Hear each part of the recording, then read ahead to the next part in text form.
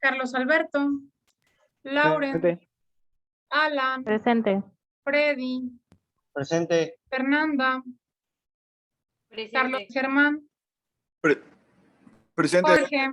A él se le fue su internet, ¿no? Gema. Jessy. Presente. Gema no está, ¿verdad? Jessy y Carla. Maestra, sí respondí. Ah, ok. Jessy, ¿verdad? No, Gema. Gema. Ahí está. Ya te andaba poniendo falta. Y Carla. ¿Está Carla? No, ¿verdad?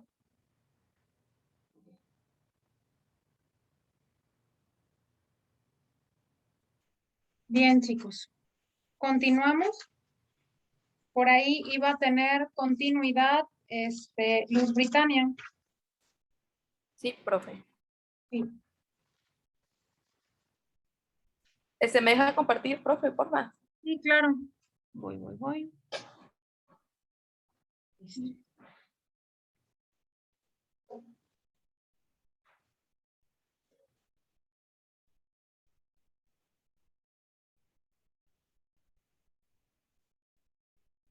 ¿Ya pueden ver las diapositivas? No sé si me pueden decir. Ya. Gracias.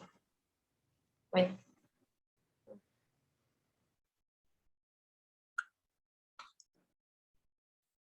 Bueno, les voy a hablar para la continuación de mi tema, voy a hablar de la centralidad de la libertad. Dice aquí que es un concepto, son las ciencias sociales. Durante mucho tiempo se concibió la libertad como una condición universal de la humanidad. Se consideró libre albedrío, la unicidad, el individuo de ser producto de la naturaleza y no el resultado de las disposiciones sociales específicas. Bueno, lo que nos dice la libertad es que todos tenemos derecho, pues, a ser libres, a la libre expresión, libre albedrío, tenemos la libertad de nuestra orientación sexual, tenemos la libertad de escoger cualquier político, sistema político, tenemos la libertad ¿cómo se llama? De escoger la carrera que nosotros queramos, nosotros aquí podemos escoger también los hijos que podemos tener. Ya ve que creo que en Japón o China tienen su límite de hijos, ¿no? Aquí pues sí podemos tener pues los hijos que queramos, yo creo. Exactamente. Eso es muy bueno porque hay otros que no dejan, ¿no? Literalmente nada más 2 o 1 y ya párale, porque si no, pues creo que llegan a tener consecuencias con el gobierno. Y luego hay veces que luego tienen 2 y los esconden, ¿no? Para que no se los quiten. Exactamente. Entonces Creo que en China ya nada más es 1, ¿no, maestra? Porque está muy iban a ser sobrepoblado. 2, ¿no, profe? Habían No, dicho que iban a permitir. No. desde hace 20 años, debido a la sobrepoblación que China tiene, nada más se les permite tener un hijo. En el caso de que cuando tienen trillizos o mellizos o gemelos, tienen que sacar un permiso especial y tienen que comprobarle a la República Popular de China que los padres son económicamente responsables para la manutención de los niños. Si no, el gobierno se los quita y los pone en adopción, pero para gente extranjera, ¿sí? Por lo tanto, bueno, ahorita ya le bajaron porque la Organización Mundial de la Salud y la ONU tuvo que intervenir porque en un principio lo que estaba haciendo China es que estaba sacrificando a los niños. O sea, demasiado estrictos en ese aspecto. Y hasta ahorita eso ha mantenido a la República Popular de China en un nivel de lo que viene siendo la población de chinos. Sí, porque hubo una sobrepoblación, entonces nada más les permiten tener uno. Si vas a tener más, pues o tienes más, prácticamente tienes que sacar un permiso en donde tú compruebes que efectivamente los puedes mantener. Sí, dime, Freddy. Maestra, y si tienes trillizos, te quitan Nada a más los se 3 quedó con 1. No, o no, nada no, más se no. queda con 1 y se llevan a 2. ¿Se llevan los 3? Sí, se llevan a los 3, exactamente, porque si tú no tienes los ingresos comprobables y ellos van, te hacen van, te hacen un estudio socioeconómico, van a tu casa, checan cuántos vehículos tienes, si tú y tu esposa trabajan, cuál es el nivel de vida que les puedes dar, incluso hasta checan a qué religión perteneces y prácticamente todo. Y esto no lo hacen una vez, lo hacen en un determinado tiempo. Puede ser que nacen tus hijos y llegan a tu casa, ¿no? Pasa un año y te caen de sorpresa. Y si tú el estudio socioeconómico que, entre comillas, habías pasado en ese momento, había sido de chiripa, si tú no les compruebas, efectivamente agarran y se llevan a los niños, ¿sí? Entonces, tienes que mantener ese estatus socioeconómico. Mi pregunta es, chicos, ¿qué es el libre albedrío?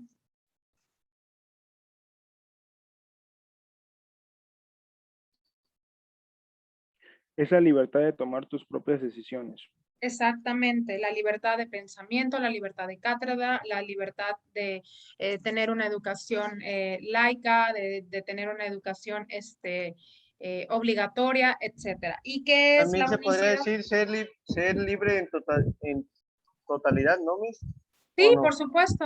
Sí, ese es el libre albedrío. Es toda aquella serie de cuestionamientos y pensamientos que tenemos los seres humanos aunados a nuestro entorno social de una manera libre, soberana y respetable.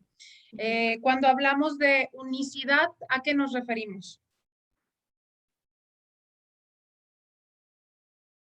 Todos y cada uno de los mexicanos Como dijo, tenemos, profe.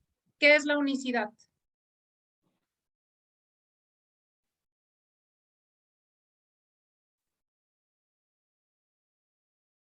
Miren, todos los mexicanos tenemos nuestro libre albedrío, eso está completamente claro. Cada cabeza es un mundo, cada quien tiene una religión diferente, cada quien toma la educación como quiere, puede y prácticamente tenemos los hijos. Pero la unicidad significa que es un conjunto determinado de individuos que toman una sola decisión. ¿Qué significa esto? Esto lo podemos aplicar a la democracia. Sí, cada quien tiene su libertad de pensamiento respecto a su partido político, pero cuando te toca salir a votar, tienes que ejercer la democracia. ¿Por qué? Porque está en tu responsabilidad como ciudadano mexicano elegir un representante social. Eso es a lo que llamamos unicidad. Cuando un grupo determinado de individuos se ponen de acuerdo para la toma de una sola decisión. ¿Ok?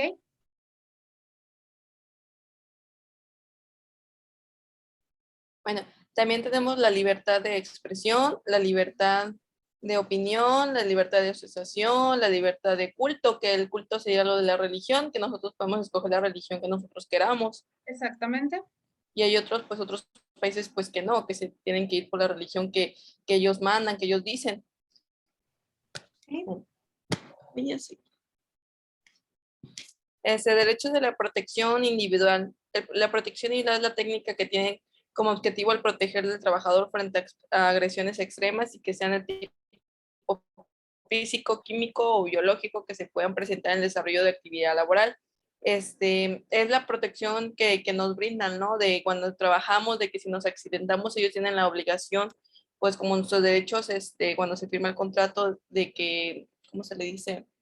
Cuando se accidenta una persona y ya les, ay, ¿cómo se dice eso? Ya no trabaja con ellos, pero les pagan Incapacidad. cuando Incapacidad. tienen un accidente de trabajo, Sí, exactamente. Y la misma incapacidad. empresa, Entonces ellos tienen derecho y también de estar en entonces tienen, la misma empresa pues te paga, ¿no? Tienes que tener ese seguridad social, o sea, el IMSS. Hay sí, empresas que no te dan, ¿no? Entonces, pues eso no debe de trabajar en un lugar así porque si te accidentas, no te van a pagar nada, me decir, no firmaste nada, no, yo no exacto, tengo nada que ver contigo, tú ni existes, ¿por qué? Porque la empresa pues se puede ir y ya, y ahí te dejaron inválido, te dejaron muerto, te dejaron exactamente. en silla de ruedas, te dejaron, ya sabrán.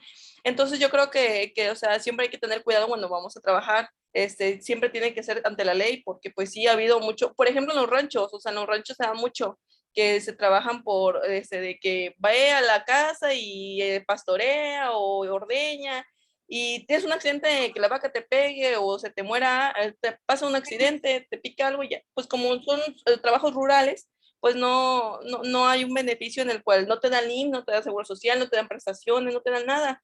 Entonces, pues, Exacto. y luego las horas también, y cómo te tienen trabajando en el sol, y todo eso, creo que eso hay mucha gente que ha sufrido por eso.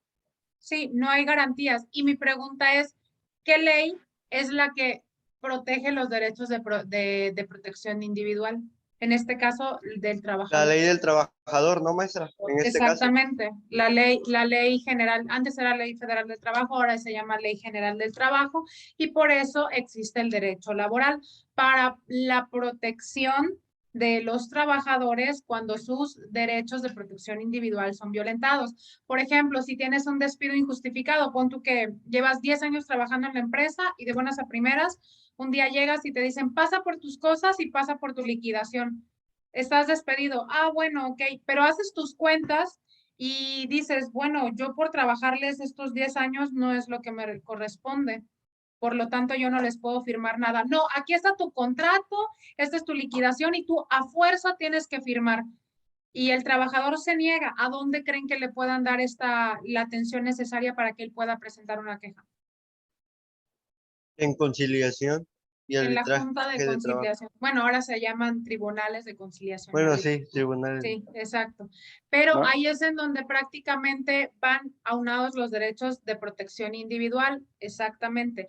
Y cuando una empresa, si es de carácter federal o si pertenece al gobierno, les tengo noticias, no nada más se van en el tribunal, ahí se arreglan las cosas, sino también en la Comisión Nacional de Derechos Humanos y en la estatal. ¿Por qué? Porque estás violentando los derechos humanos y las garantías individuales del trabajador. ¿Sí? Así que, ma- agua. Maestra, solo tengo una pequeña duda. Por Sí. ejemplo, ahorita que se está manejando lo del outsourcing, Ujú, también, por ejemplo, que no tienen un contrato laboral o una relación con la empresa, ujú. si sufren un accidente, ¿con quién pueden recurrir? Ya si no tienen ningún contrato Si con... no tiene ningún contrato, es que ahí prácticamente no puedes hacer nada, porque tú como trabajador desde el primer día tenías que haber exigido que se te diera, es como lo que acaba de comentar tu compañera en el rancho, ¿no? Te pega la vaca, te caes, poniendo la cerca, lo que sea, pero pues tú nunca agarraste y dijiste, ah, bueno, yo estoy seguro en mi casa, no pasa nada. Sí, prácticamente pues no me van a descontar ni el IMSS, ni me van a descontar ciertas prestaciones, por lo tanto yo estoy muy a gusto, pero te caes, te lastimas, te quemas, lo que sea, pero estás haciendo outsourcing, entonces por lo tanto, ¿a quién le reclamas? ¿Cómo le haces? ¿Con quién vas? ¿Sí? Y si tú vas y le exiges a la empresa te va a decir, ah, sí, cómo no. ¿Y en qué momento me firmaste un contrato o cómo vamos a quedar? Porque yo no tengo aquí nada comprobable. Hay empresas que son muy vivales, que por ejemplo contratan a las personas y las tienen 3 meses trabajando, ¿sí? Y en esos 3 meses pagan nada Como más el prueba, ¿no? seguro, ajá, como prueba, pagan el seguro social en una parte, ni siquiera en una totalidad, ¿sí? Y prácticamente ya después, ah, no, sí te vas a quedar, pero ya no les renuevan el contrato.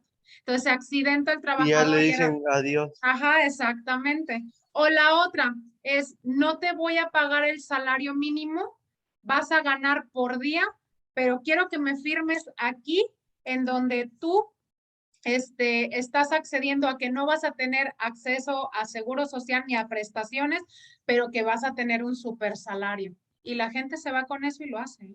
Ujú. Y al rato se accidentan y no pueden ir y reclamar nada y por eso es que van y tienen atención médica por particular.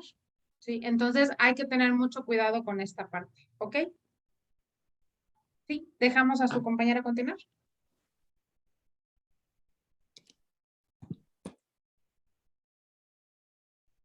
Otra vez, la libertad a tomar otro, ¿cómo se llama? Otro tema. Ujú, Empezó la libertad en la ilustración, fue la intelectual revolución francesa cuando inició lo de la libertad. Mande, ¿me habló? no, para nada. Ah, definió la libertad como derecho natural del hombre a actuar sin intransferencias de ninguna clase al tiempo que estableció la necesidad de limitaciones, la libertad para ello procurar la existencia de una organización social propia. Las nuevas teorías ponían el fundamento del poder al pueblo, en el pueblo y la tiranía comienza cuando ignorando esa prudencia se violan los derechos individuales. Pues los derechos individuales son los que les había comentado de derecho a la vida, derecho a la educación, todo eso se violan, ¿no? Entonces ya no tienen ustedes. Entonces la libertad no solamente nos habla pues de aquí, de que puedes hacer todo lo que tú quieras, también antes hacían, no, la verdad no sabré, creo que no, es la tortura. Antes, para cuando los arrestaban, arraigados, cuando los agarraron de arraigado, para que ellos confesaran la verdad y dijeran quiénes fueron, qué fue, los torturaban, les pegaban, los desvestían, les pegaban con lazos, le daban Choques toques o eléctricos, eso de el electricidad, toques en sus tehuacanazo. partes. Híjole, Ajá. te puedo contar Entonces, muchísimas. todo eso les hacían. Entonces, hay artículos pues que ya protegen, que ya también la extorsión, ¿cómo se llama? La discriminación, pues que no los traten cruelmente, ¿no? Porque pues antes eso sí se hacía mucho para atestiguar. Bueno, Entonces, ahora pues ya protegen eso. sí, Maestra, son perdón. los derechos humanos. Sí, dime. Ahí también entraría, por ejemplo, el término de racismo.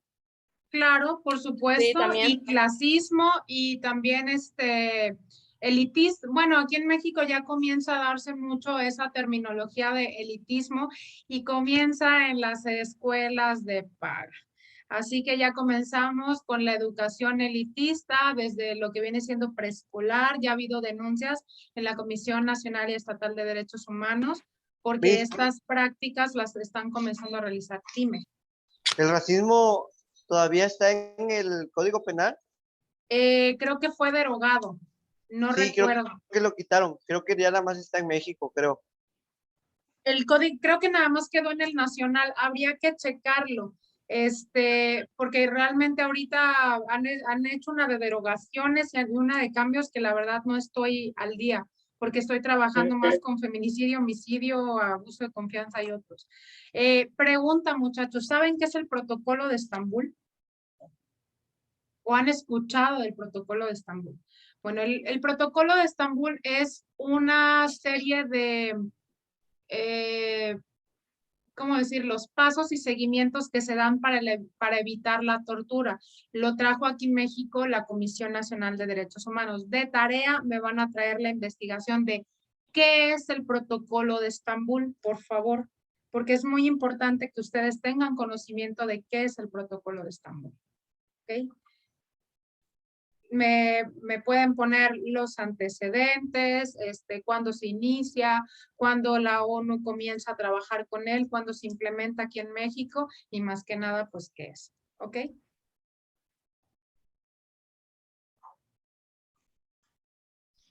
Bueno, ¿puedo seguir?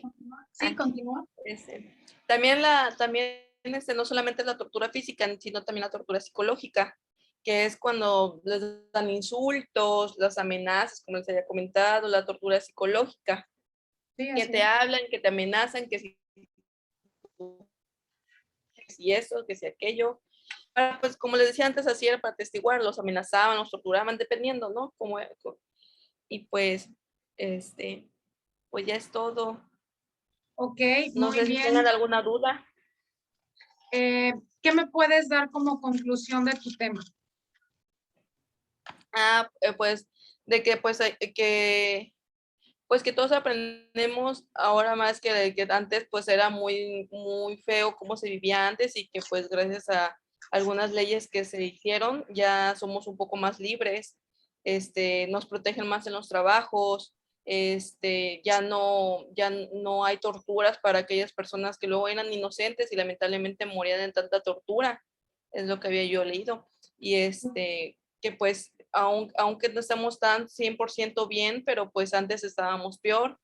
Entonces creo que hay unas cosas que sí hay que agradecer y pues hay otras pues que no, ¿verdad? Que algunas todavía siguen, Sí, como eso aún de la siguen mujer de sucediendo. los partidos y todo eso, a eso todavía sigue un poco, ¿no? No tanto como antes, pero sí un poco. Sí, así es. Algunas que otras libertades, pero casi los más importantes, que es a votar, a tener seguridad social, a escoger lo que nosotros queramos, la religión que nosotros queramos, creo que eso es importante también, ¿no? Que nosotros Así ya es. somos libres no, y otros países, pues lamentablemente todavía en 2021 no lo son, se toman mucho a su gobierno. Sí, así es, exactamente. Hay También países en donde sí, la protección del trabajador, antes pues trabajaba uno así, ¿no? Como les decía en el campo, así trabajaba uno hasta en la ciudad. Y ahora pues no, ya se protege mucho más, que aún falta implementar para a los rancheros, a los de las ganaderías y todo eso, que tienen que tener por ley a sus trabajadores y contratos. sí, por Ya, supuesto. Hay que, bueno, las nuevas reformulaciones y las nuevas, mucha gente se ha quejado de las nuevas, regulaciones que se le han hecho a la ley en materia de la reforma energética, en la reforma de educación. Yo no estoy del todo en contra, porque bueno, al menos la reforma educativa fue algo muy bueno porque antes, bueno, no sé si a ustedes les tocó, pero a mí me tocaron profesores que eran el intendente que le dejaron la plaza y no tenía ni la más mínima idea y te daba clase y tú así como que, ¿qué onda? Cuando había gente realmente capacitada que andaba trabajando de taxista o de constructor y que no tenían nada, porque no le daban la oportunidad. En materia de la reforma energética, vengo de una familia petrolera, desgraciadamente, en donde desde el tatarabuelo, al bisabuelo, al nieto, al bisnieto, se pasaban la planta, ¿sí? Y eran gente que no estaba capacitada para el puesto, ¿sí? Cuando había ingenieros realmente capacitados en materia de petroquímica o de ingeniería petrolera que tenían todo el conocimiento del mundo, pero como no eran recomendados o como era gente que no tenía palanca, pues no se les daba la oportunidad. En materia de la reforma constitucional a la aplicación de los derechos humanos, fue algo positivo. ¿Por qué? Porque los derechos humanos se violentaban mucho en el sistema inquisitivo.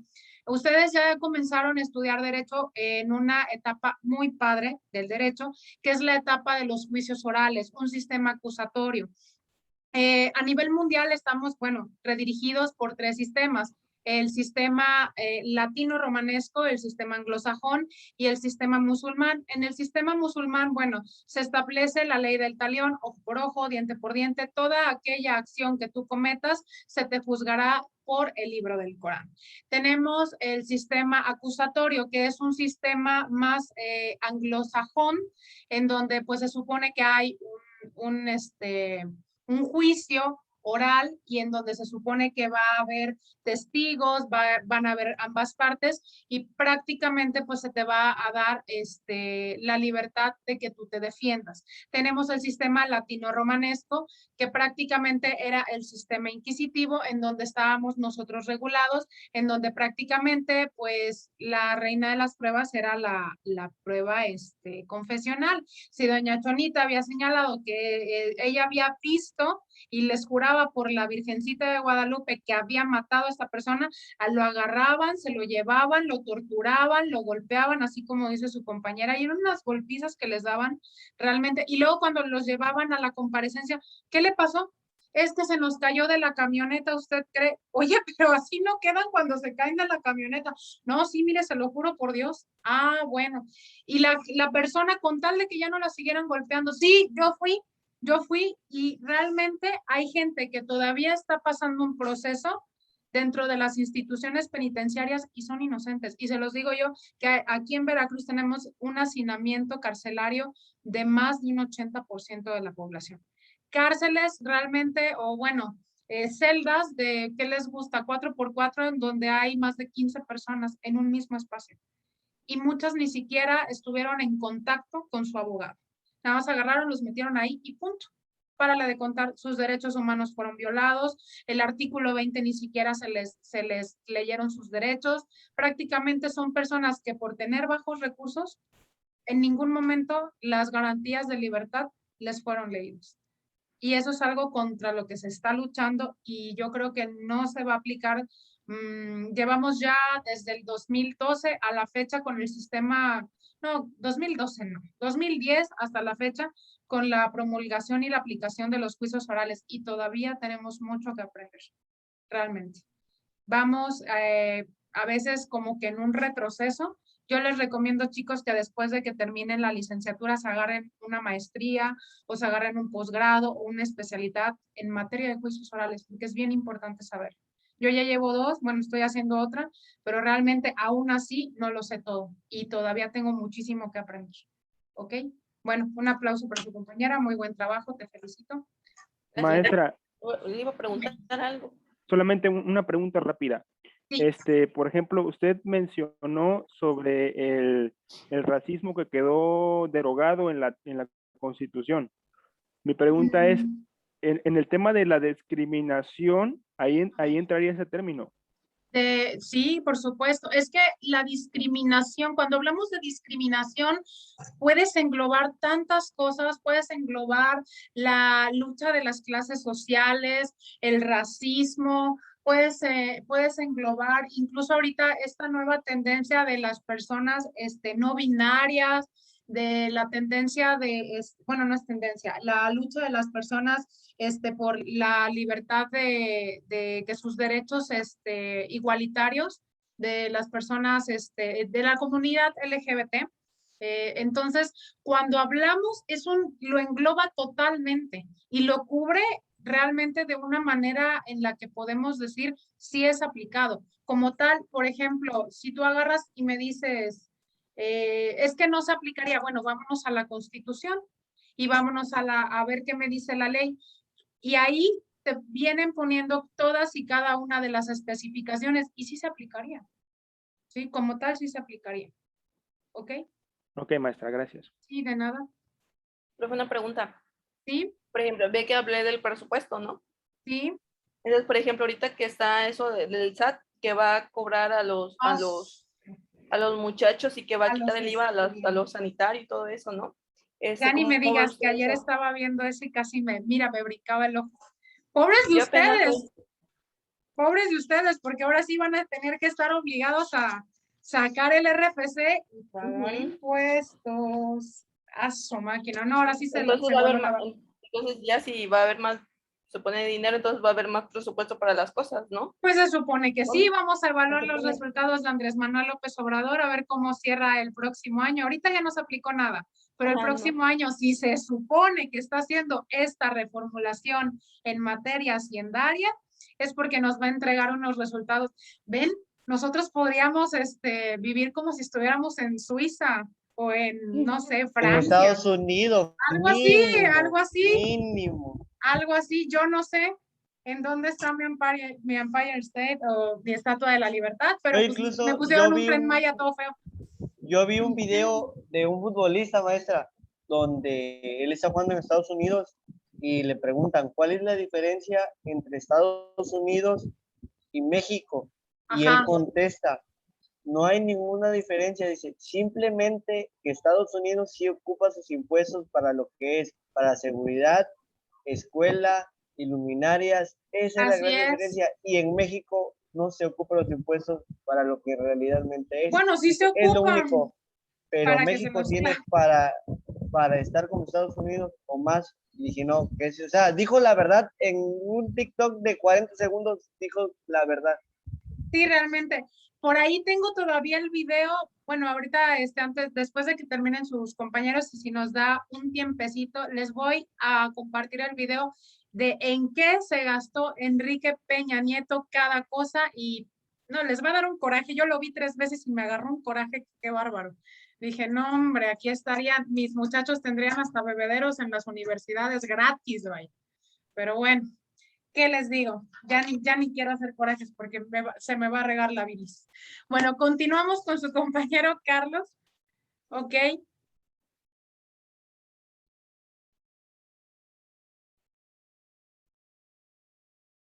Bueno, gracias también a todos, gracias. Sí, no, gracias a ti, No, a muy ti, bien. Luz. Gracias, A Luz. ti, Luz.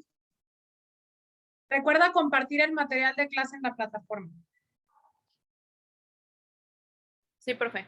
Sí.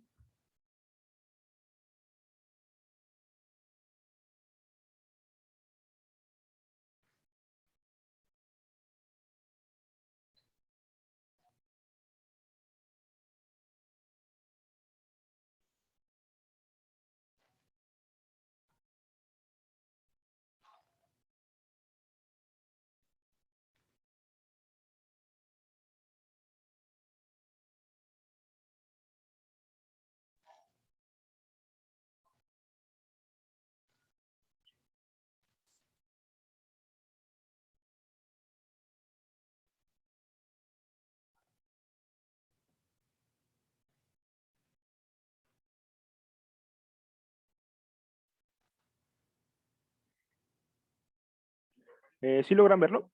Sí, adelante.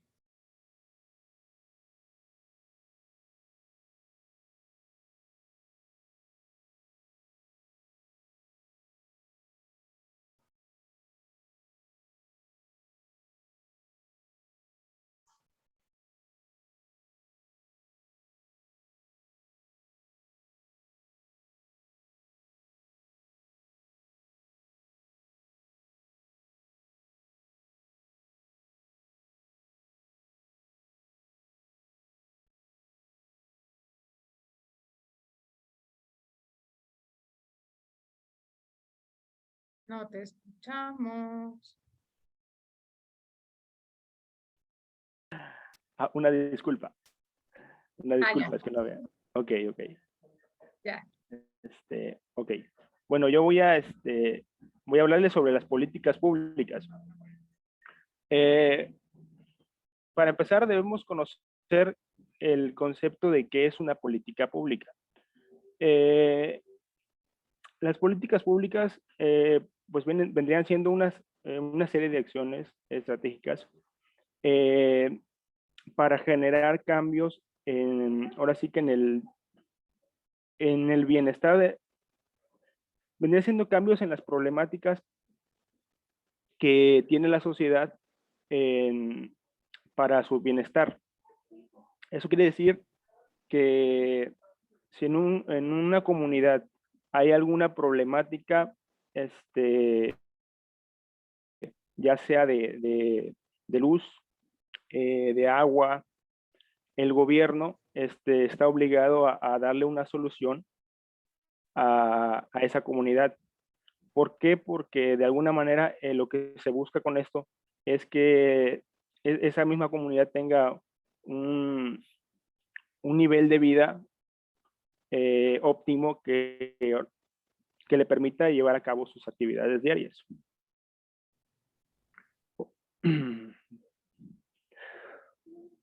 ¿Para qué sirven las políticas públicas? Las políticas públicas buscan más que nada orientar y evaluar la administración, en este caso del Estado. Esto con el objetivo de generar un desarrollo. En este caso, el Estado tiene que estar estrictamente relacionado con las instituciones y con la ciudadanía a través de la administración pública, ya que a través de esta se generan las soluciones para tratar los asuntos públicos de la sociedad en general. Okay. ¿Cómo funcionan? Ok. Dígame. No. Sigue, porque ya vas a la parte de donde cómo funcionan. Ok. ¿Cómo funcionan? Bueno, ¿cómo funcionan las políticas públicas? Para implementar una política pública, básicamente se necesitan tres aspectos fundamentales, los cuales es llevar un análisis y evaluación de la situación económica, política y social de una comunidad en específico. El segundo paso es la identificación de una problemática que afecte a la sociedad dentro de su entorno social. Y una vez identificado la problemática, se realiza un estudio y a través de se enseña cuáles son los planes o políticas públicas que se deben de implementar para llegar a una solución. Ok, bien. Básicamente esas. Cuando dígame. se realiza este estudio y se dan cuenta que la política pública no es viable y que al contrario de tener una mejora social está perjudicándola y está teniendo gastos masivos para tanto el gobierno como para la población, ¿qué se hace? Pues en este caso, si la política no es viable, en sí no, el gobierno, en base a ese análisis, no lleva a cabo ese plan, sino que de alguna manera realiza otra solución para poder llegar ahora sí que al objetivo que se necesita. Ok, bueno, se hace un análisis introspectivo, retrospectivo y a futuro de cómo funcionaría la política pública. A eso se le llaman políticas públicas en materia de traslape. ¿Qué significa? Que pueden tener beneficios políticos que nada más van a beneficiar a una parte de la sociedad para tener este tipo de ganancias.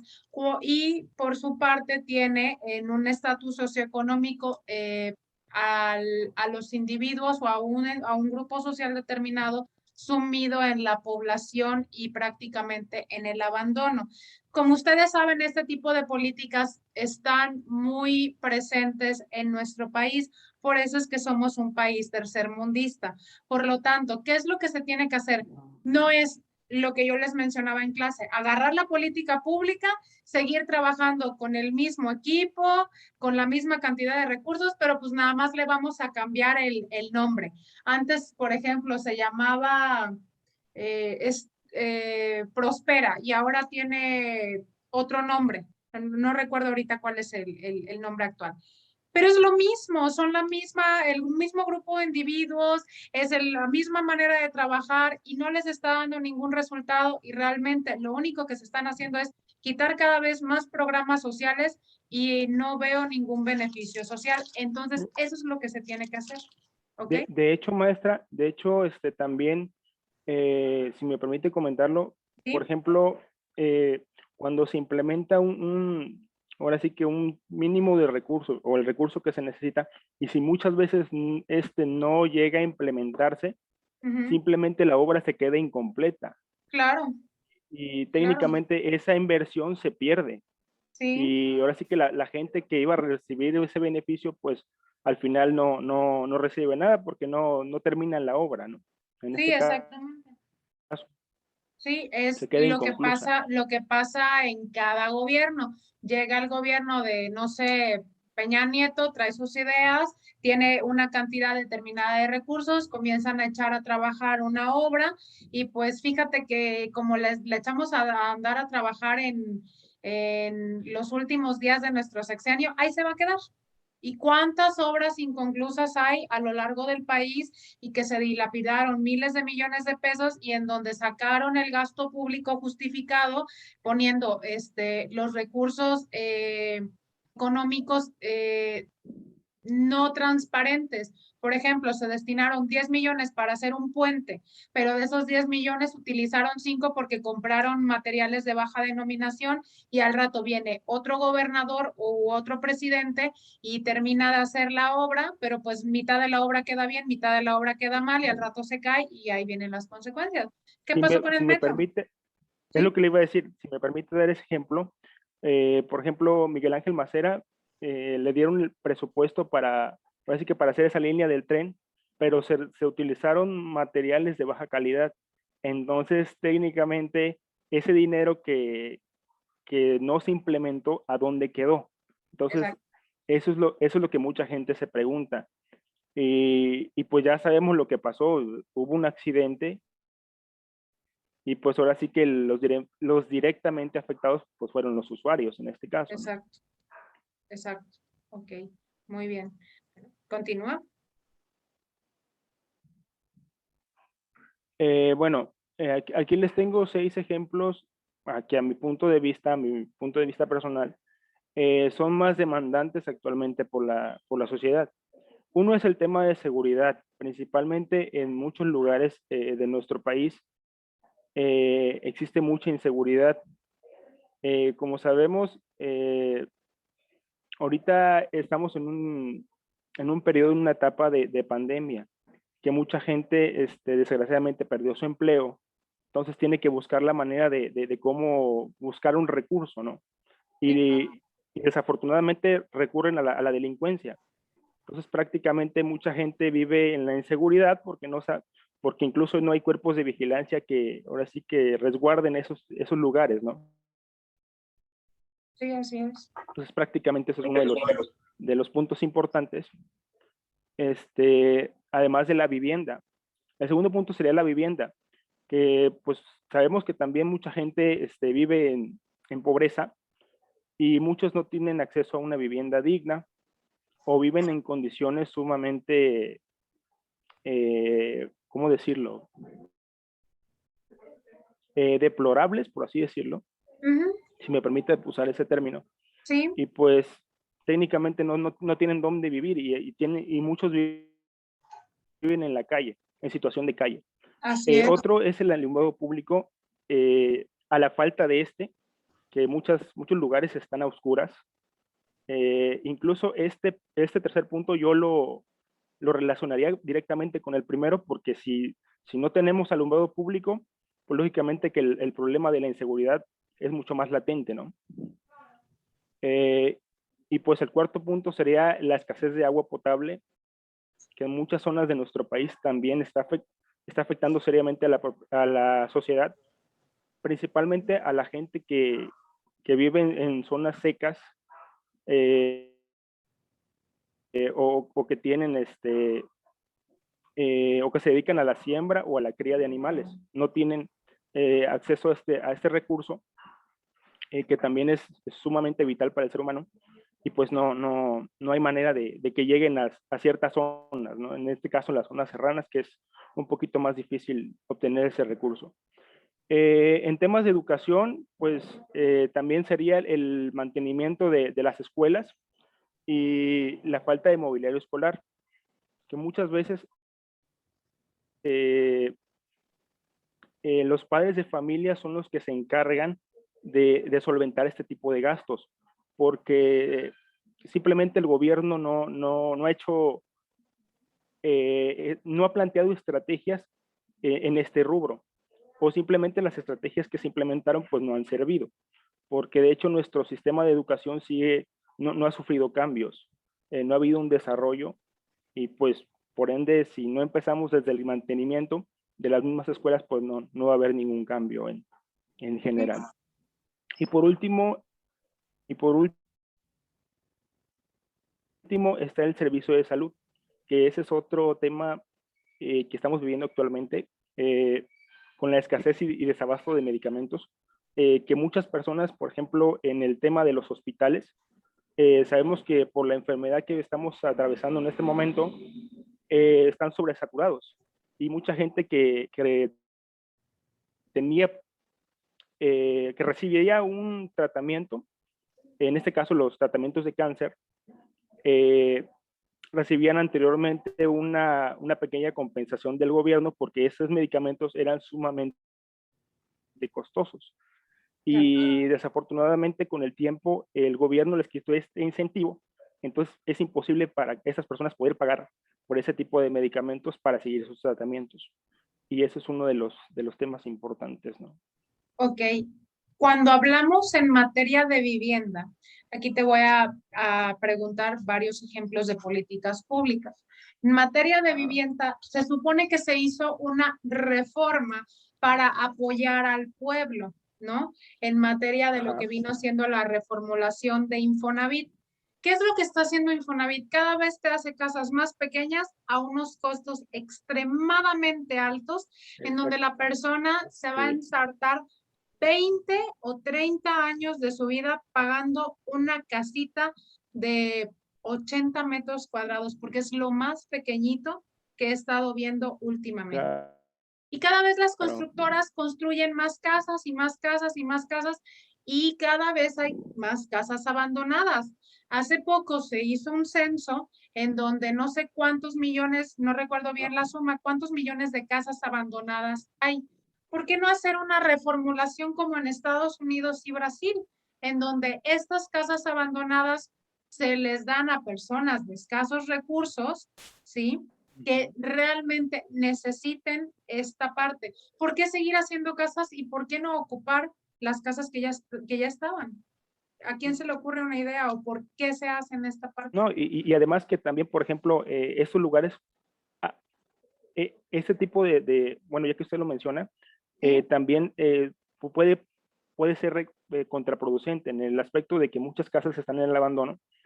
También suelen ser lugares para la gente indigente que llega a habitar esos lugares ilegalmente y luego es un problema para sacarlos de ese lugar, ¿no? Sí, claro. Entonces, Pero también, ¿por qué también, no, por ejemplo, en Suiza, tú vete o a Estocolmo, porque allá no hay gente indigente.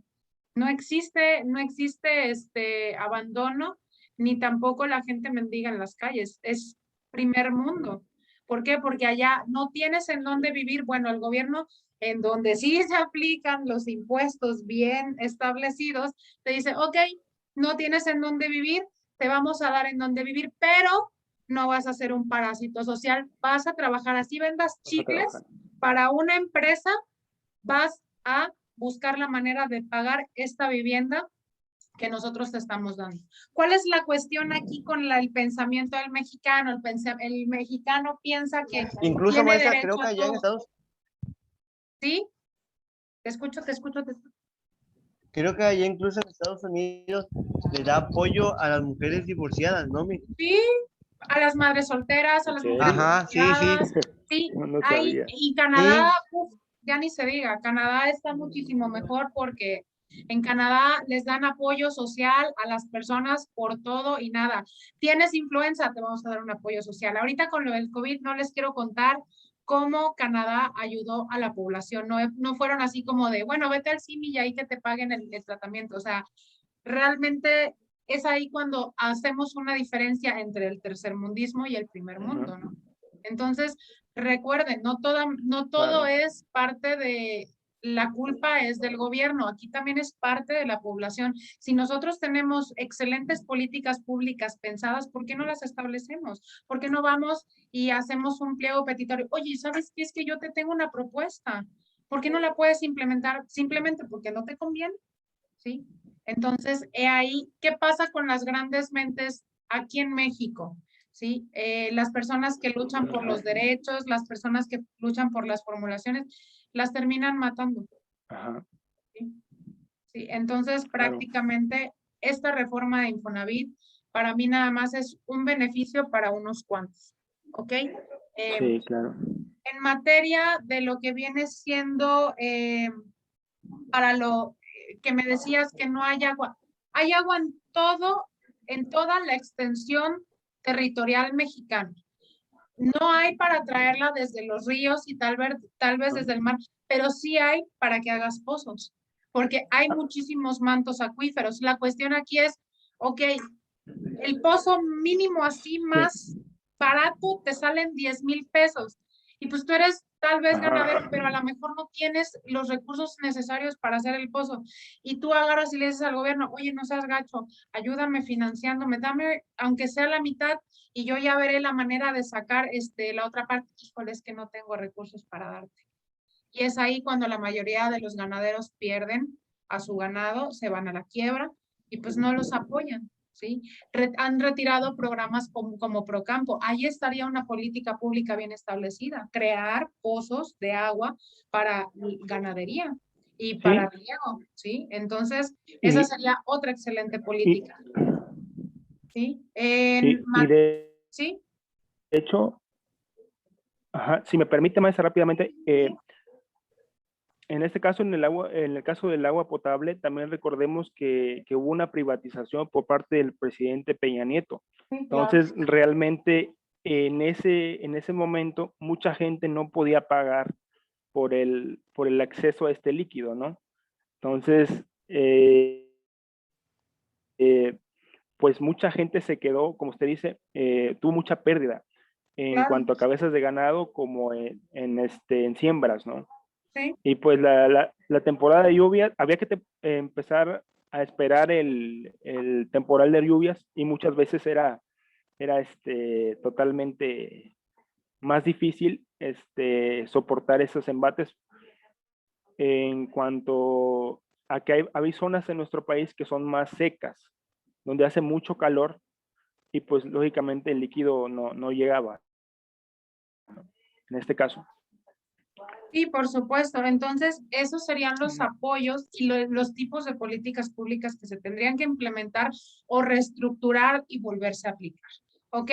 En materia de los Claro. servicios médicos de salud, bueno, ya sabemos, se retiró el programa de Seguro Popular. Se supone que con el pretexto de que había una cantidad de desvíos de recursos, pero aunque ustedes no lo crean, ayudaba no al 100% a las personas que lo necesitaban, pero sí les daba una cantidad estimada, por ejemplo, a los niños que estaban recibiendo quimioterapias, les pagaba, ¿Sí? no sé, el 50 o el 60% de la quimio.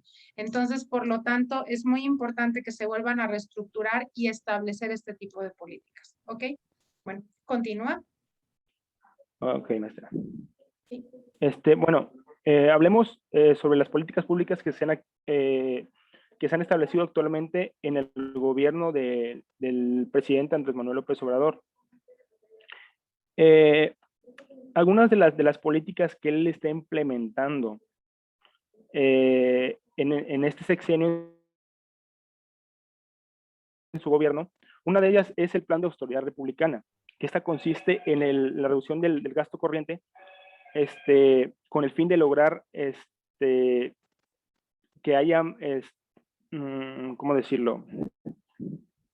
Que haya menos gastos en el presupuesto y que realmente se apliquen a los programas que realmente lo necesitan, porque antes se hacía de que en gobiernos anteriores se hacía un presupuesto, pero muchas veces se implementaba en acciones que no eran tan importantes o que no, o que en este caso en sectores que, que en ese momento no lo necesitaban y pues muchos sectores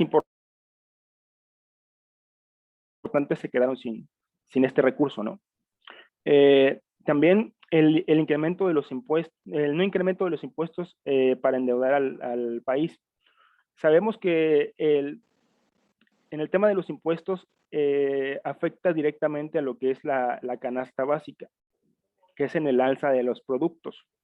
¿Por qué? Porque en este sentido, muchos de los productos son importados de otros países. Y estos mismos productos son importados por cielo, tierra y mar en vehículos de combustión interna. Esto tiene que ver directamente con el alza de los combustibles, que como sabemos, si en este caso el precio de las gasolinas aumenta, esto repercute en el precio de los productos, porque todo va, en este caso, todo va transportado en vehículos. Y si la gasolina aumenta, el combustible aumenta, pues prácticamente impacta en el precio de los mismos, ¿no? Y la tercera, pues sería la entrega de transferencias de créditos a los pequeños comerciantes de las zonas alejadas del país. Esto sin los intermediarios. ¿Por qué?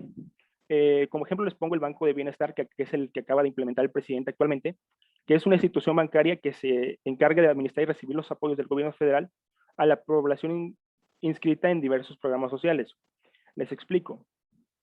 Anteriormente, en otros gobiernos, los apoyos se hacían por medio de intermediarios, o sea, de personas que se encargaban de llevar los recursos directamente en persona a los derechohabientes. Y muchas veces no les llegaba o completo o de plano el recurso no llegaba, ¿no? Entonces, el cambio que está haciendo el presidente es hacer esa entrega de apoyos, pero por medio de una institución bancaria, la cual, por medio de la apertura de una cuenta, los derechohabientes pueden recibir de manera más directa y rápida esos fondos para que puedan hacer uso de los mismos, ¿no? Y ya, ahora sí que lo que hacían antes, que ese recurso lo utilizaban para comprar despensas con fines políticos, que ese era otro punto que también quería tocar, ¿no? Bueno, también tenemos cuáles son las políticas que no han funcionado en la actualidad. Una de ellas, que ha sido muy controversial, es el semáforo epidemiológico del COVID-19, que este fue implementado por el secretario de Salud, Hugo López-Gatell. Este funcionario fue muy controversial por la falta de estrategia e incongruencia en los datos estadísticos, sobre todo con la alza descontrolada de los contagios de la enfermedad, ya que nunca se tuvo una estrategia o un plan para poder controlar esta enfermedad, ¿no? Y eso ocasionó el colapso de muchos hospitales que resultaron insuficientes para poder proporcionar un tratamiento o en su defecto poder llevar a la gente a que tomara en este caso las camas que eran insuficientes. Otro que también fue muy controversial en su momento que fue implementado por el presidente fue la consulta ciudadana al juicio de los expresidentes, que ese fue otro que la verdad fue muy criticado por otros partidos, ya que esto fue incluso hasta declarado anticonstitucional bajo el argumento de que la justicia no debe ser sometida a juicio. Además de que se vulneraban diversos derechos humanos y que también ellos se victimizaban diciendo que eran perseguidos políticos, ¿no? Entonces, ese era el argumento en este caso, de los expresidentes involucrados. Y otro que también fue un poquito controversial fue la venta del avión presidencial por medio de un sorteo realizado por la Lotería Nacional, que ese pues fue una idea del presidente no utilizar la aeronave por cuestiones personales. Entonces decidió, ahora sí que rifarla a la ciudadanía por medio de la Lotería Nacional. Y fue un asunto muy controversial en su momento. Bueno, a continuación les muestro un cuadro comparativo de la población en pobreza, durante los sexenios de Felipe Calderón y Enrique Peña Nieto. Si podemos darnos cuenta, la población en pobreza en estos dos sexenios fue la más significativa en toda la historia del país. Principalmente la de Enrique Peña Nieto, ya que, como sabemos, hubo mucho gasto durante su administración. Entonces, aunado a esto, a los gastos excesivos, aumentó el número de pobreza a más de la mitad. Entonces, prácticamente las estrategias que ellos implementaron para el combate a la pobreza fueron totalmente ineficientes y pues no se lograron los resultados que se esperaban, ¿no?, en ambos sexenios. Y pues como podemos ver, las cifras son seriamente alarmantes.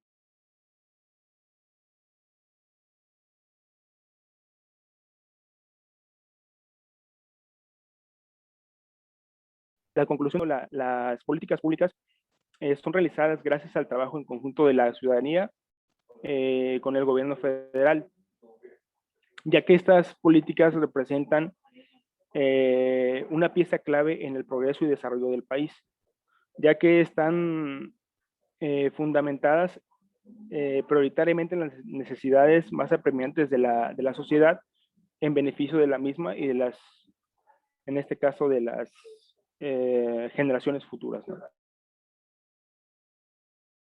Entonces, como podemos ver, las políticas públicas son un tema muy importante en el desarrollo de nuestro país. Ok, Y eso es todo, muy maestro. bien. Muy bien, muchas gracias. Como última pregunta, ¿crees que la sociedad debería estar más interesada en las políticas públicas actualmente? Por supuesto, maestra. Más que nada deberían estar no solamente preocupadas, sino involucradas también, ¿no? Porque de hecho vemos que hay mucho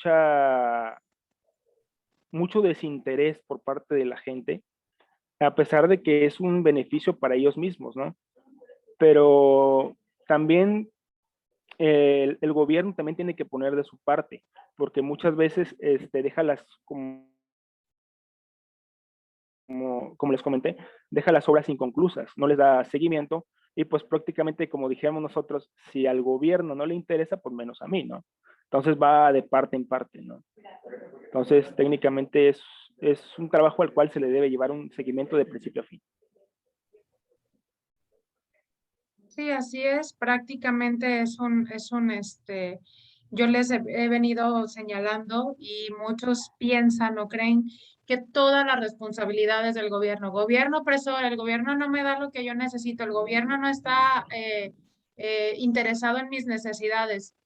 Los demás países funcionan porque el gobierno y los ciudadanos van en conjunto, trabajan de una manera, ok, pon tú, hay limpia pública, vienen y recogen la basura todos los días, pero es responsabilidad de nosotros levantarnos temprano o en la noche o en la hora que tengamos un tiempo libre, barrer el frente de nuestra casa, o sea, no nos va a pasar absolutamente nada, ¿sí? ¿Por qué no reciclamos la basura como en otros países? ¿Por qué se nos hace tan fácil meter, ay, sí, así todo, que se vaya? Total, al rato va a pasar el del PED y ahí se va a llevar las cosas. ¿Por qué no hacerlo? ¿Sí? Vete a Claro. en dónde te pagan por reciclar, en Zurich, tú vas, metes unas botellas o metes cartón y te dan euros. O sea, ¿por qué no hacerlo aquí en México? Prácticamente, ¿por qué? Porque somos apáticos. Ay, no, que lo hagan ellos. Ay, no, para eso se supone que pasa la limpia pública y es su trabajo. O sea, no somos nada participativos. Estamos quejándonos de que ya se taparon las alcantarillas. No, es que es culpa del gobierno porque no limpia y seguramente se clavaron todo el dinero. Ah, pero qué bonito te ves tirando una botella de 100 de 1 litro en la calle. O sea, no somos nada participativos, somos apáticos y todo el tiempo nos estamos quejando por todo. Ahorita estábamos hablando de la reforma del SAT, pero quiero hacerles la pregunta, ¿ustedes saben por qué se implementó esta reformulación del SAT? ¿Alguien tiene una idea de por qué ahora ustedes, los jóvenes, van a tener que también declarar y van a tener que tener a fuercita el RFC para poder trabajar? Sí, a ver, dime, Luz. Creo que de lo que escuché, porque luego hay empresas fantasmas que utilizan el nombre de los muchachos. Exactamente, esa es Entonces, como una. ya tienen su RFC, pues ya no van a usarlo. Sí, por el robo de identidades, una, y dos, porque el 30% de la población son ninis, muchachos. O sea, ni estudian ni trabajan y prácticamente, o sea, agarran a cualquier hijo de vecino, pues le vamos a robar la identidad y mientras tanto vamos a desviar 10 millones de pesos. O sea, no podemos seguir así como sociedad. Tenemos que contribuir y mínimo, si no quieres estudiar ni quieres trabajar, bueno, dedícate a ser emprendedor, que es lo que está de moda, ¿no? Ustedes por lo menos ya tomaron la iniciativa de estudiar y marcar un cambio social, porque pueden llegar y lograr hacer grandes cosas. Y en dado caso, si no estudiaran, bueno, tengo un objetivo de vida. El objetivo de vida no es quedarme en mi casa rascándome la panza todo el día. Voy a buscar la manera de salir adelante, de ayudar a mi familia. Es así como tiene que funcionar la parte gubernamental y como tienen que funcionar las políticas públicas. Es un 50 y 50, no es toda la responsabilidad al gobierno y que ellos hagan bolas porque se supone que por eso pago mis impuestos. ¿Ok?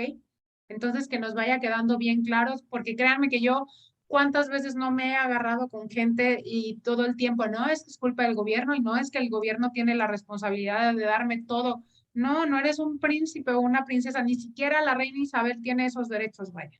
O sea, No, tenemos que quitarnos estos tabús que tenemos en la cabeza, ¿ok? Por ahí les iba yo a mostrar el video. Déjenme ver. De Enrique Peña Nieto. Pues creo que es este. Espérenme un tantito. Ya puedo salirme, maestra. Sí, claro, por supuesto. Gracias. Gracias. Gracias. Mm,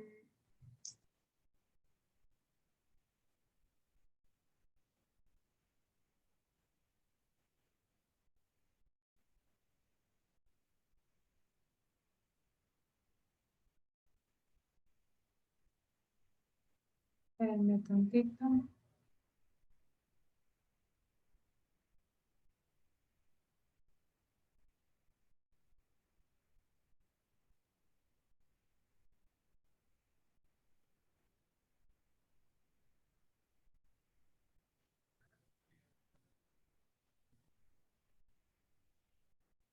Ahí está. Voy.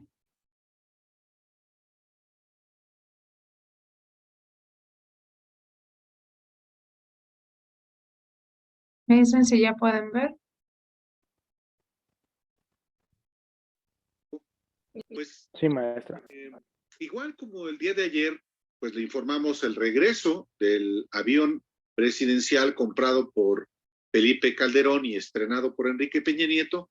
Bueno, este personaje, Peña Nieto, realizó, fíjese, 83 viajes al extranjero durante su sexenio, que tuvieron un costo total de 16.496.168 ¿Cuánto es en pesos mexicanos? Bueno, aproximadamente 313 millones, poco más, 424,000 pesos.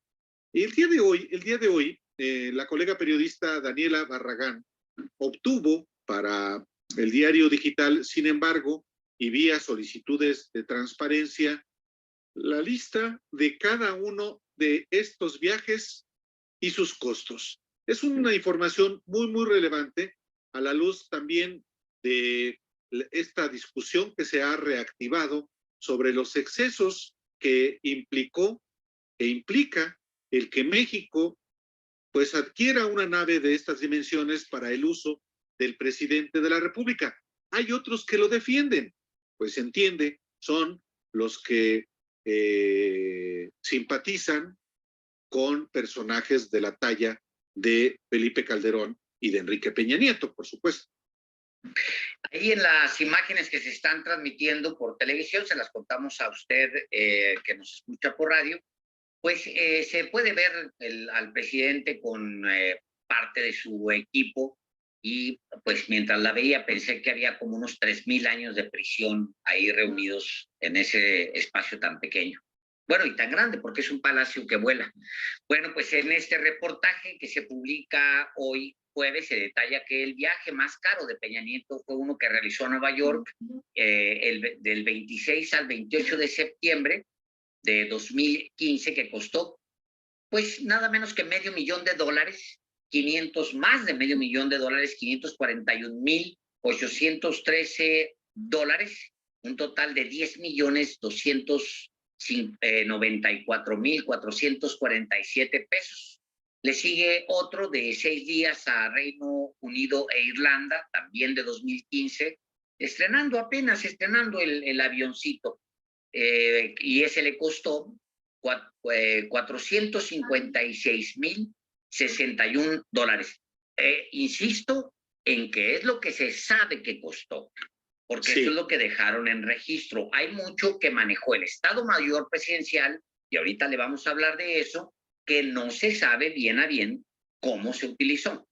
Por cierto, mientras Alejandro Páez le detalla a usted justamente lo que costó estos viajes, se veían las imágenes precisamente de Enrique Peña Nieto en el estreno del avión presidencial, que fue para el Día de la Fuerza Aérea. Y claro, pues se ve muy cómodo, se ve ahí a Peña Nieto y a parte de su equipo, uno de ellos, José Antonio Meade, este personaje que es la bisagra entre Calderón y Peña, alguien que podría, que se llama José Antonio Meade, pero bien podría llamarse José Antonio Meade Prián. Este personaje, estas imágenes que estamos viendo, pues es lo que es este avión, un avión de super lujo que seguimos pagando todavía a los mexicanos. Bueno, retomando el reportaje que publica hoy, sin embargo, hay otros viajes, uno de 3 días también a Nueva York, ya en 2016, que costó pues prácticamente $500,000, un total de $447,079. Hay registrado un vuelo más, un viaje más a Davos, Suiza, entre el 21 y el 23 de enero de 2016, que costó $440,828. Y otro viaje a Londres, la capital de Inglaterra, del 14 al 19 de junio de 2013, que nos costó a los mexicanos $438,011. Bueno, en los viajes, Álvaro, en los viajes más caros que salieron en estas solicitudes de información que publica la compañera periodista, se hallan destinos como San Petersburgo, Rusia, París y Marsella en Francia, Bali en Indonesia, Australia. Fue y vino. Yo no sé a qué van a Bali, a qué vas a Bali si no es uno de los destinos turísticos más importantes y hermosos del planeta.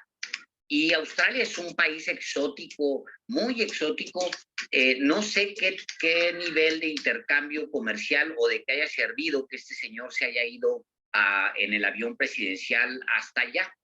Bueno, pues el reportaje precisa que solo en el top 10 de los viajes más caros del presidente realizados del 2013 al 2016, se gastó $4,297,730, unos 81,556,870 pesos en viajes que yo me pregunto, ¿qué le dejaron a México?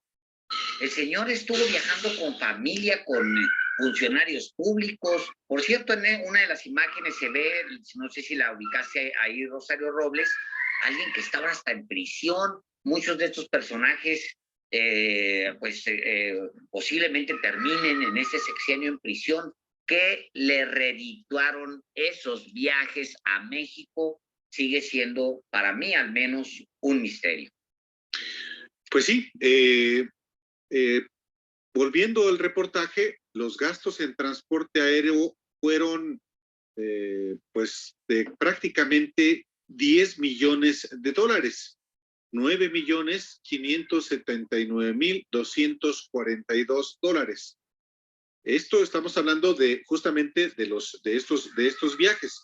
En hospedaje y alimentación se pagaron $3,478,386.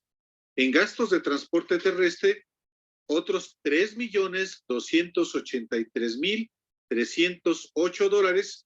Y en gastos presentados como diversos, de los cuales no se da ninguna especificación, la cantidad asciende a $115,232. Bueno, el primer año de su gobierno, esto es 2013, Peña realizó 19 viajes por el mundo en el avión que le dejó Felipe Calderón. Esto con un costo de $3,571,196. En 2014, segundo añito, Peña viajó a 15 destinos en el extranjero y el costo fue de $2,904,138. En 2015, el expresidente viaja a 11 destinos y gasta $3.214.366. Son números que aturden. Usted que nos escucha y que nos ve, pues dice, híjole, es un demonial de dinero. Pues sí, mire, seguimos con este reportaje que publica el día de hoy. Usted lo puede leer completo en el diario digital, sin embargo, que firma nuestra compañera Daniela Barragán. Y en 2016, Peña Nieto viajó a 21 destinos solamente ese año, y el costo de esos viajes oficial sumó un total de $3.889.758. Al año siguiente, en 2017, realizó 9 viajes al extranjero con un costo de $1.440.470. Y finalmente, en 2018, viajó en 8 ocasiones y gastó $1.476.240. Pues son gastos inauditos. A ver, haciendo una comparación, Alejandro, muy rapidísimo. ¿Cuánto costó el primer y único viaje que hasta la fecha ha hecho López Obrador a un país extranjero? Fue a Estados Unidos. A ver, ¿cuánto fue? Bueno, en este viaje, pues se gastó alrededor de 190,000 pesos. Mientras que Enrique Peña Nieto, que se trasladó al mismo destino en julio de 2016, gastó 3.3 millones de pesos, López Obrador se gastó solamente 190,000 pesos. Es decir, este es un ejercicio que hizo, por cierto, el periódico Reforma. Reforma solicitó información al gobierno de López Obrador, le dieron esta información de 190,000 pesos, el de Peña Nieto está documentado, 3.3 millones de pesos, es decir, la diferencia entre uno y otro viaje fue de 18 veces. Es decir, López Obrador gastó 18 veces menos del mismo viaje de México a Washington que hizo Enrique Peña Nieto. Imagínate nada más qué se necesita tener en la cabeza para, teniendo 53 millones de pobres en ese momento, Álvaro, tomar la determinación de comprar primero ese palacio, comprarlo, y luego dejárselo al siguiente presidente, un personaje como Peña, que no le dejó absolutamente nada, pero además desde esos años, desde los años en que Felipe Calderón era presidente, con serias sospechas de corrupción, sobre todo con obra pública, ya se tenía conocimiento de lo que estaba sucediendo, y repite a todo su equipo, no me quiero desviar, repite a todo su equipo ese que estaba cuestionado en el Estado de México, se lo trae al gobierno federal. Bueno, imagínate qué se necesita tener en la cabeza y qué voluntad debes tener para, con tantos millones de mexicanos en la miseria, comprarte ese avión. Pues no te importan esos mexicanos en la miseria, eso es muy claro. Es pensar solamente en que el país te pertenece. Esa visión patrimonialista que lamentablemente ha enfermado a tantos políticos, a tantos servidores públicos, y que explica justamente por qué hay tanta pobreza, tanta desigualdad, tanta inequidad y tanta distancia entre la opulencia y la indigencia que desde la lucha de independencia pues se pretendió, lamentablemente no ha sido posible, atenuar. Como decía justamente José Morelos y Pavón, a quien en una enorme insolencia le pusieron su nombre a este avión. Álvaro, hay más gastos. Los gastos que detalla este reportaje son los formales, porque el mismo presidente da otros gastos de ciertos días y de ciertos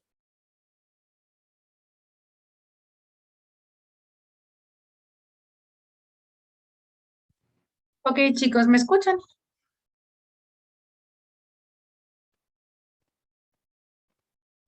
¿Sí me escuchan?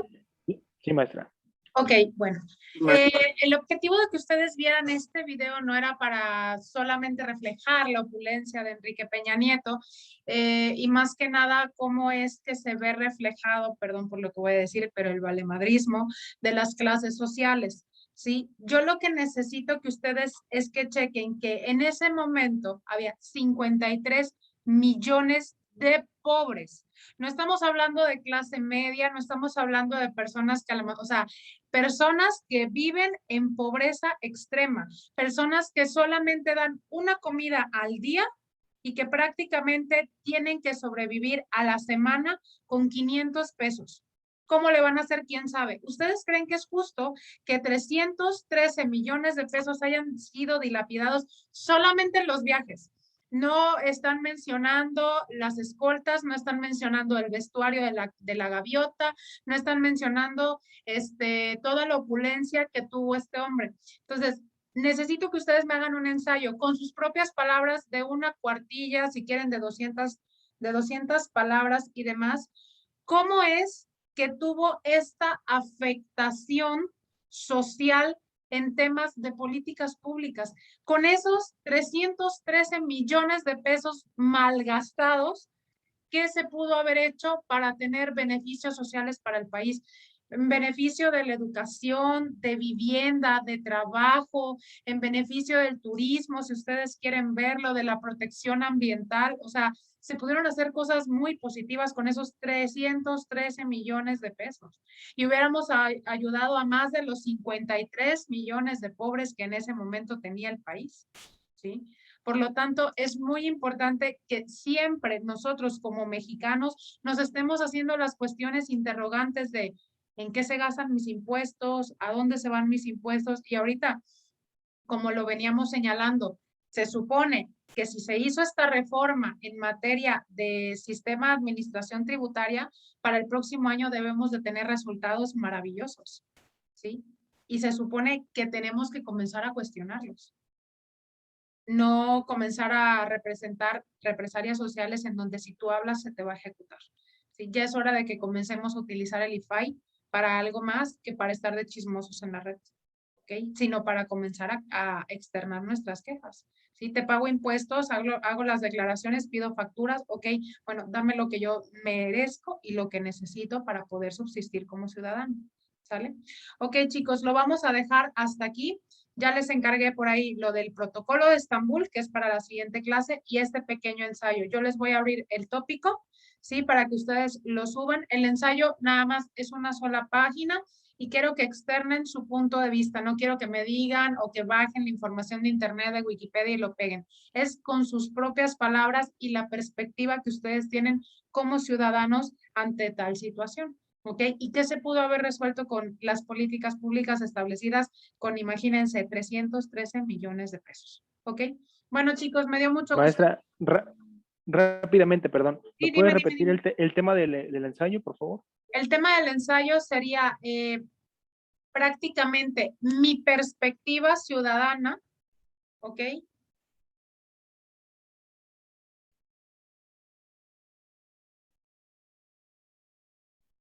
Con la dilapidación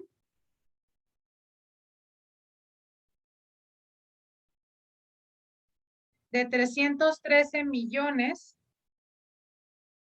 y 53 millones de pobres aplicados a las políticas públicas.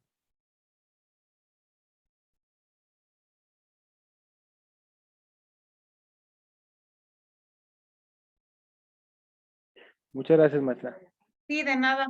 Freddy, lo que tú me preguntas, todavía no sabemos. Se supone que ahorita ya están algunos en presencial. Bye bye, bonito fin.